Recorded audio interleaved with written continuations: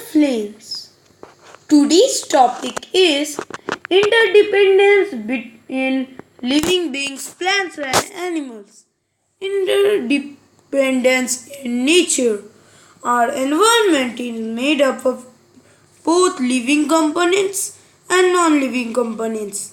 Animals, plants, and microorganisms constitute the living components, while air, water, light, and soil are some non living components of the environment.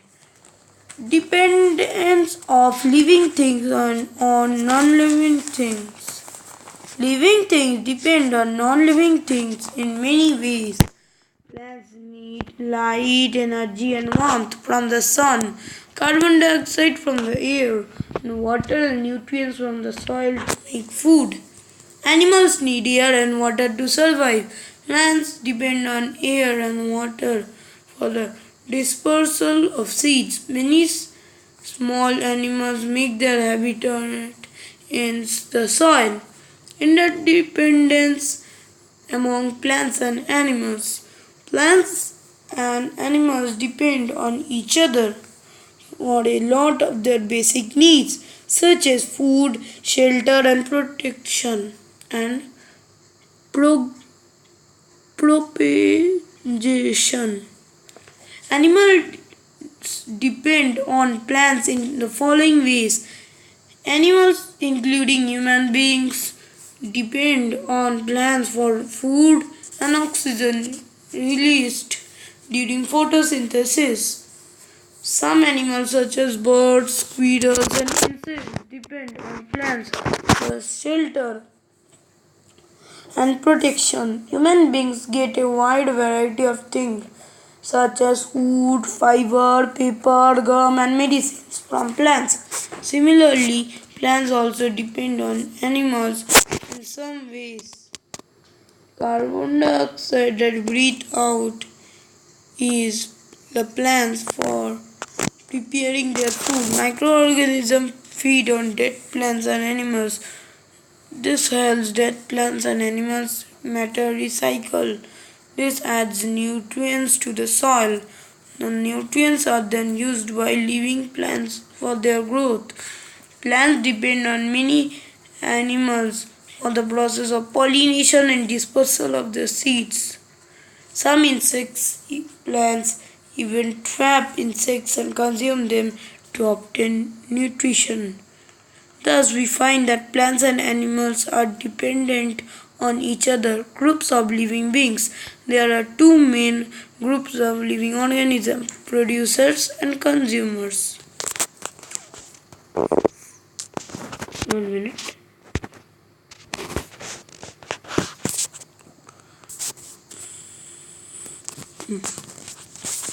Producers. The living organisms that prepare their own food are called producers.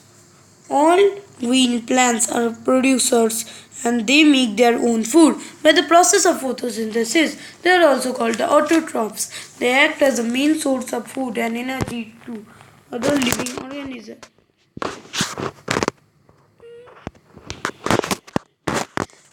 Consumers. Some living organisms cannot produce their own food. They depend on plants and other living organisms for their food. They are also called consumers. Animals are consumers as they cannot make their food. They depend directly or indirectly on plants and other animals for their food. Consumers can be classified into following subcategories. Herbivores. Animals that eat only plants are called herbivores. Rabbit, cows, goats, sheep, and deer are examples of herbivores. They are also called primary consumers. Carnivores. Animals that eat only the flesh of other animals are called carnivores. Lions, tigers, eagles, crocodiles, and wolves are examples of carnivores. Omnivores. Animals that eat both plants and animals are called omnivores. Human beings, bears, rats, and crows are examples of omnivores. Carnivores and omnivores are also called secondary consumers. Scavengers. Animals that eat the remains of dead plants and animals are called scavengers. Hyenas, vultures, crabs, and termites are examples of scavengers. Decomposers.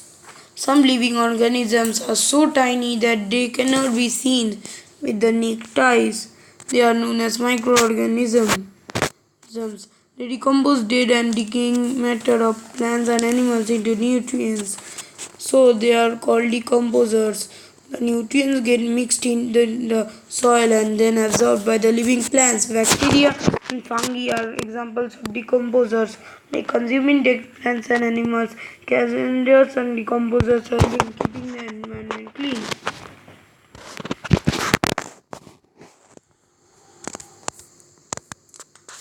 Food chain. All living organisms need energy to grow.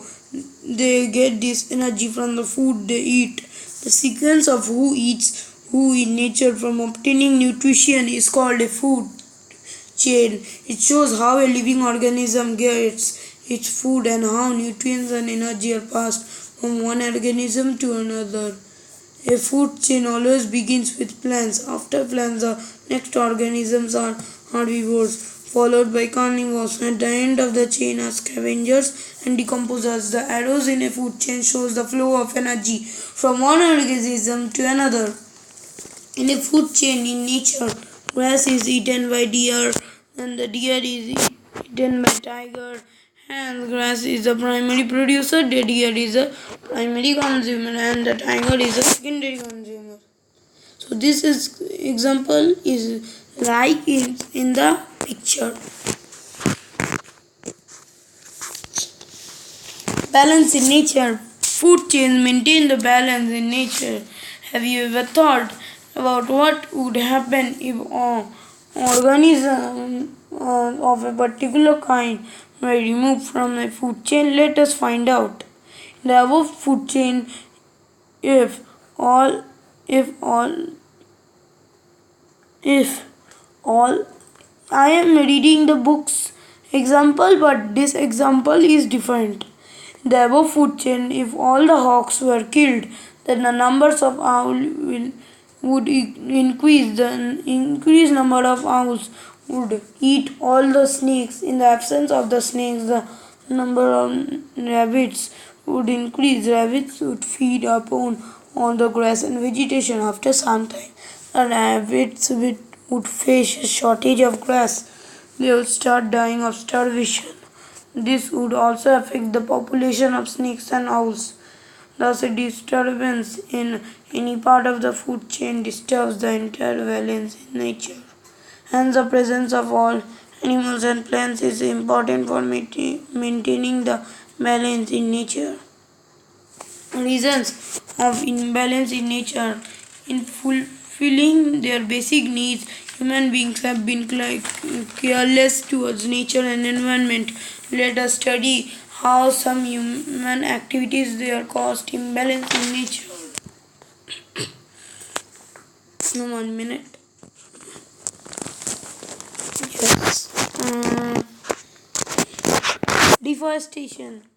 The human population is increasing day by day. As a result, the requirement of wood for industries and land for agriculture has also increased.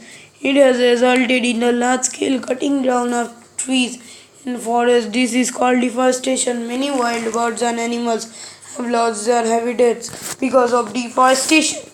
Many carnivores have turned into man-eaters as they do not get sufficient food in the forest.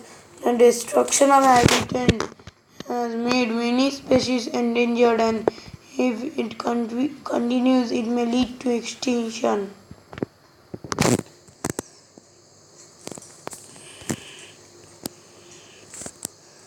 Pollution. The presence of harmful substances in air, water, and on land adversely affects the life of plants and animals. This is referred to as pollution.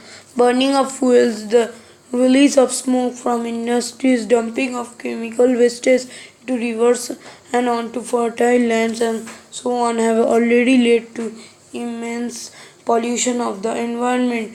This may lead to loss of many varieties of plants and animals.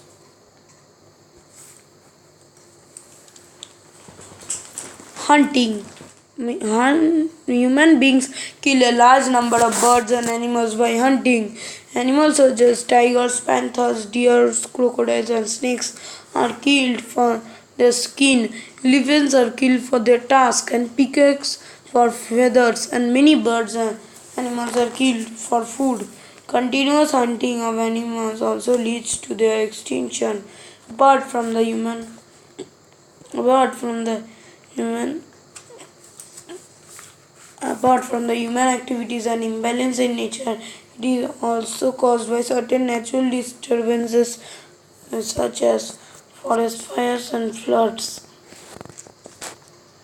Forest fire. You must have heard about the fire that occurred in May 2016 in the Uttarakhand state of India. A fire in a forest is caused naturally by lightning strikes a group of tall trees. It causes a large scale loss of lives of plants and animals and the destruction of their habitats. This so bye guys, and please subscribe the channel if you are new, and tell in the comment if you have liked this video or not. So I will see you in the next video, and please subscribe. Bye bye.